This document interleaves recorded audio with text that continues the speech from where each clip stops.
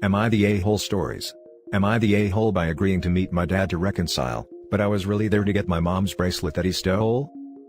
My dad and I, 25 male, aren't close and I was never interested in having a relationship with him. He was the type of guy that was out all the time with his friends and never home. So, my mom divorced him when I was 12, and it got ugly. Sometime during the divorce we came home and stuff was missing. Not his stuff by the way, because that was cleaned out when he left. One of the stuffs missing was my mom's bracelet that she kept in a small box under some stuff in the closet. This bracelet was super special to her. Her parents were toxic as hell, but my mom was really close to her English teacher/mentor in high school who was like a mom to her. Her teacher gave her that bracelet at her high school graduation, and my mom kept it all these years. My dad knew she treasured it, and who else would look in that specific place to take only a bracelet when there was other stuff in the house? She knew it was him too, but he always played dumb. The divorce was finalized and we didn't see my dad after that. My mom never got it back. Last June, she got COVID and didn't make it. I was broken over that, still am I guess. Glad at least me, my sister and my stepdad have each other for support. Around October, my sister told me dad wants to talk to me, so she gave him my number. He apologized for being a horrible dad and asked if we could meet to talk at his place. I was ready to straight up say no, but then I remembered he stole her bracelet and maybe this was a chance to get it back. I've asked my sister before to push him about it since they talk, but she only asked him once and left it at that. I decided I could handle one visit just to see if he has it, so I told him I'd hear him out. So yeah, I met him at his place. We caught up on stuff. He told me his sob story about being immature, and too focused on stuff that wasn't important than being a dad or whatever. I ended up bringing up the bracelet and how important that was to me since my mom's not here anymore. He still kept trying to act like that wasn't him, until I said the only way I'd consider having a father-son relationship is if you just stopped with that and gave me my mom's bracelet. He finally gave in, and thank God he actually kept it instead of throwing it out. He apologized for taking it and knew it was being super childish. I was just happy to have it back, but mad my mom didn't get it before she died. I never guaranteed my dad a relationship, I just said I'd consider it. But I already made up my mind that I don't want anything to do with him. It's been months since our meeting, and my sister is pissed because my dad is disappointed I haven't talked to him. She says I was a huge piece of crap for making him think we'd reconcile. My only goal was getting the bracelet back, and I wouldn't have talked to him in the first place if it wasn't for that, so that's why I wonder if I'm the a-hole. My sis is biased here since she was little when they split and has a different version of him. Now for the top comments. Not the a-hole. He sounds like a terrible person. And the fact that he initially tried to deceive you about it, shows that he hasn't improved much, if at all. Also, I'm so sorry for the loss of your mother. That's awful. Glad you have people close to you for support. My heart broke when I found out your mother passed. At least you can cherish your mom's treasure as a memento. Not the a-hole of course. Not the a-hole. He would have given you the bracelet right away, if he was truly remorseful and wanted a fresh start. He's still a crap human. You don't owe him anything. If OP meant that as a test, crap daddy failed right there. That's what to tell sis. OP didn't mean it as a test, but if dad had come forward with it and not lied to start, then it might have left the door open a little. Oops. Not the a-hole, completely justified. Not the a-hole in the slightest, and my heart breaks for you and for your mom who never got to have her treasured possession back before she died. Your father is a bare-faced liar, vindictive, he certainly did this for no other reason than to hurt your mom, and on top of that, a manipulative person turning your sister against you while you were both grieving. You had every right to get that bracelet back and you only had to be slightly dishonest because of his extremely blatant dishonesty. I'm so sorry that you are going through this. Hopefully your sister will grow and gain more empathy for your perspective with time. He admitted he was drunk and feeling petty about the divorce when he went to the house to take it. But he had all these years to give it back. I just wish she got it back before that, but she didn't want to include the cops since it was going to be more drama on us. Now for the next story. Am I the a-hole for not helping my ex after he left our business? I, female 29, met my ex Ben, male 29, college and started a business right after our senior year. Our relationship often got toxic, but I think being business partners kept us together. Eventually our business started having financial troubles. Ben comes from wealth, so I asked him to get a loan from his parents which he agreed to. 2 months later, Ben suddenly asked for all the money back.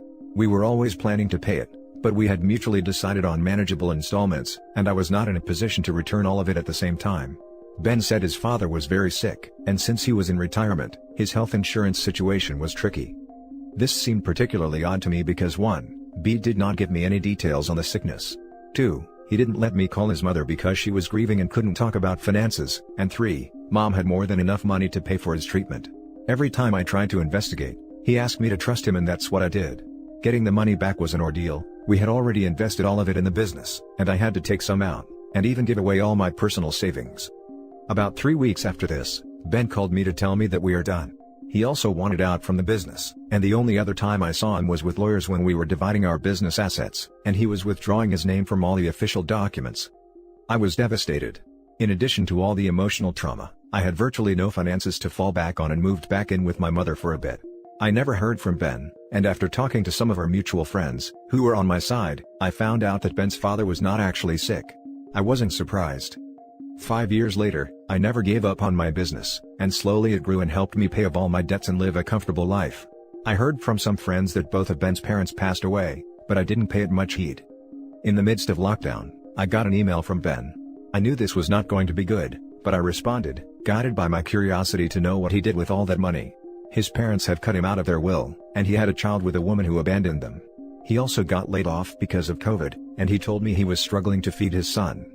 He told me that since he was instrumental to the business's foundation, he deserved a cut from it now that it was successful. When I asked him about the money, he said his parents were pressuring him, which I did not believe. They were always on board with his frivolous purchases and knew me well enough to tell me if they wanted it back. I consulted my lawyer, who said Ben had no legal claims to the business. But when I told my best friend about it, she said that she was appalled by the fact that I didn't give it a second thought, especially because he was responsible for the business idea and his initial investment was twice as much as mine. She thinks I'm an a-hole, so I'm here to find out. That's a clear not the a-hole. Congratulations to you for persevering with the idea long enough to make it a success. Exactly. Very clear not the a-hole, no idea why any friend would suggest otherwise actually. I met her through him. She says she has always liked me more and hasn't spoken to him since the debacle, but I don't know how true that is anymore. I mainly consulted her because she knew the entire story thoroughly, but now it seems like she has a massive conflict of interest. He lied about his father being sick. He is probably lying about the child. Do not let your friend guilt trip you. The guilt trip is spot on. My friend told me that since I struggled financially at some point, I should have empathy because he is in the same situation now. Your best friend sucks. You are not the a-hole. You don't owe your ex at all. You did the work, so you get to reap the rewards. She usually tries to play the devil's advocate, but I think this time she took it too far. Next story is titled, Am I the a-hole for wanting to report my cousin, a GP, family doctor, of unethically accessing my medical records and divulging its contents to my extended family? I suffer from severe depression. But no one other than my partner and my parents know this. I don't like telling people, and outwardly, I'm a very bubbly person, and I prefer to keep it that way. Why, you ask? Through the grapevine, it was brought to my attention that several of my extended family members have been gossiping about my depression behind my back. Did you know that OP suffers from depression? I bet his partner broke up with him. He just wants attention, etc. That's why I trust my parents implicitly, which leaves my cousin Christine, a general practitioner, a family doctor, who works at the medical clinic I am a patient of.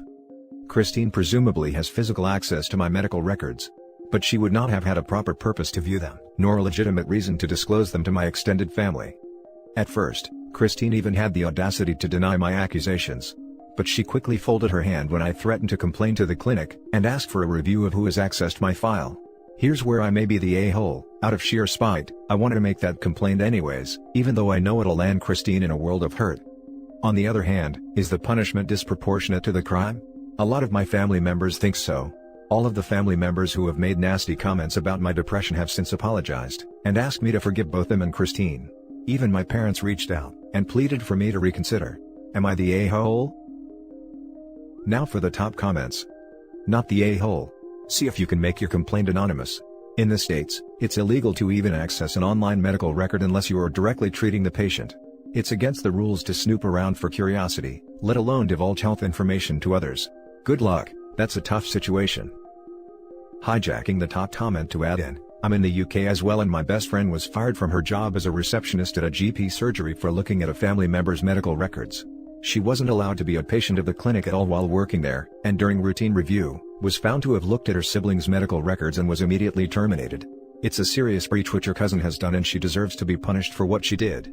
Not the a-hole, and please make the report. It's very possible her workplace do random checks anyway, My brother and I both work in fields with personal data and are subject to such checks, as I think the ICO requires them. So your cousin wouldn't even have to know that you reported her. Not the a-hole. She didn't think about that when she was being nosy, was she? Screw all that. Report her immediately. It doesn't matter. Family or not, she violated the laws. If she gets in trouble, oh well. That's not your problem. Report her and then leave that clinic if possible. That crap ain't cool. She knew the risks and still did it. For what? Play stupid games, win stupid prizes. Screw that. Not the a-hole. While I don't like the idea of screwing with someone's career, medical information is kept private for a reason. It's hard to force yourself to get treatment for mental illness because of the stigma. Also, do you think this is the only time your cousin has looked in files she's not supposed to? Not to mention she gossiped. What would happen if someone hurt themselves because their private information was disseminated to the wrong person? Is it really screwing with someone's career if the person in question jeopardized their own career by violating HIPAA privacy laws? Now for the last story. Am I the a-hole for asking my mom to leave my house? For starters, I'm 36 mil, an only child. My dad was a deadbeat, so my mom and I have always been extremely close. Apart from when I have girlfriends, my relationship with my mother is excellent. My mom is a very sweet person, but one of her bad habits is that she comments on people's weight. Not random strangers or anything, mind you, just people that she knows, like friends and family. Once quarantine hit, my wife, 32 female, got really into baking, and so both of us have put on some weight, but her admittedly more. I don't care, but she's really sensitive about it. There was only one time when I made a fat joke that was totally harmless, but it made her cry, so I never made any jokes like that again. Last night, my mom came by to give my son a violin lesson. She teaches violin professionally, and as she was giving instructions to my son, my wife walked by them eating a homemade cookie, and my mom said to my son, "Mom, you should really cut back on the cookies. What do you think?" But because she said it in Russian, her home country, my wife didn't understand. My son shook his head no, and I sharply told my mother not to say things like that in my house. She seemed to understand, and then finished the lesson. After she finished the lesson, my wife asked if she'd like to stay for dinner. My mother asked what she was making, and my wife said she had a meatball lasagna in the oven and some garlic bread, and then for dessert there were more cookies. My mom said to me in Russian that I shouldn't be letting her eat dessert before and after dinner. And this really pissed me off. So I told her if she can't respect my wife she'd have to leave. She got very offended, saying this was no way to speak to my mother, and I told her that I'm married now and things are different. She refused to apologize or drop the subject, so I asked her to leave, which she did, but not quietly. My wife was extremely confused at first, but once I explained to her everything that was said, she got extremely upset. She agreed my mother's comments were out of line, but thinks I should have let her stayed. So now I'm not so sure. Am I the a-hole here? Not the a-hole in the slightest. Your mother was rude to your wife while she offered cookies and lasagna. Cookies and lasagna. Worst is she tried to get your son in on her rude behavior. It's disgusting that mother-in-law made comments to a child about his mother's weight, in a language the mother doesn't speak. Obviously mother-in-law knew what she was doing was wrong, or she would have made the comments directly. Instead, she tried to manipulate a child into speaking negativity about his own mother. I'm glad OP told her to leave. That behavior is so toxic there was no alternative. Apart from when I have girlfriends, my relationship with my mother is excellent. Wow. Huge red flag already, yikes. There was only one time I made a fat joke that was totally harmless, oof, doubt it. Definitely not the a-hole for kicking out your extremely disrespectful mother though, this shouldn't even be a question. The fact that she involved your son in her bullying? And in a language your wife doesn't understand? Absolutely disgusting and unacceptable. Don't let her back in your home until she sincerely apologizes. I'm sure I'll be downvoted, but I'll play devil's advocate a bit about why it might have actually been an innocent fat joke. I swear I have a point, probably not a good one, but don't stop at innocent fat joke. My wife and I casually make fun of each other about most things. If I do something stupid, she'll roast me a little about it kinda thing. It's mutual and I've never felt attacked by her or anything like that, and she's at least told me she feels the same. It's mostly always fine, but every now and then one of us will pick something that we didn't realize the other was very sensitive about. Like my wife made fun of me for balding once, and at the time, I had recently started losing some hair and I was actually really worried about it. So I did not respond like normal. She realized it was a boundary and no more balding jokes from her, until I came to terms with it and joked about it myself and told her it was okay.